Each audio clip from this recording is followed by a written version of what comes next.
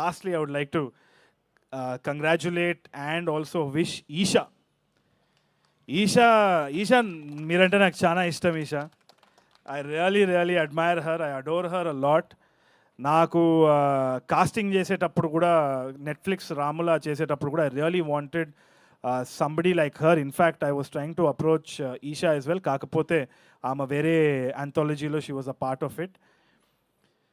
Isha is an embodiment of Shanti 100%. ఎందుకంటే ఆమె ఆమె ఆమె జర్నీ ఏదైతే ఉందో చాలామందికి తెలియదేమో కానీ ఆమె ఎక్కడా చెప్పలేదు.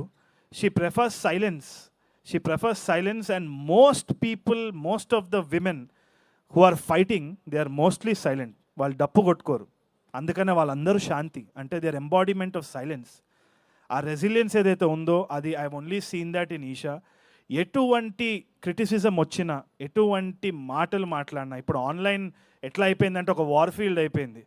నోటికి వచ్చినట్టు మాట్లాడడానికి ప్రతి ఒక్కరికి ఒక ఫ్రీడమ్ ఆఫ్ స్పీచ్ వచ్చే వరకు, ఎస్పెషల్లీ తెలుగు అమ్మాయిలు ఆ కన్సర్వ్డ్గా ఉండాలి, రిజర్వ్డ్గా ఉండాలన్న దాని నుంచి బయటికి రావడం, ఒక పబ్లిక్ ప్లాట్ఫామ్ మీద ఇక్కడ పర్ఫామ్ చేయడం, to take everything with a pinch of salt, go back home, convince fathers, convince husbands. దానికి శ్రవంతి గారు లాంటి మనుషులకి, ఈషా లాంటి లేడీస్కి hats off. And that is what this film is about. ఇప్పుడు ఎక్కడ పోయినా కానీ, ఒక చిన్న ఇంటర్వ్యూ పోయినా కానీ నేను చూస్తుంటా ప్రెఫరెన్స్ నాకు ఇస్తారు. ప్రెఫరెన్స్ ఎప్పుడు హీరోకి ఇస్తారు.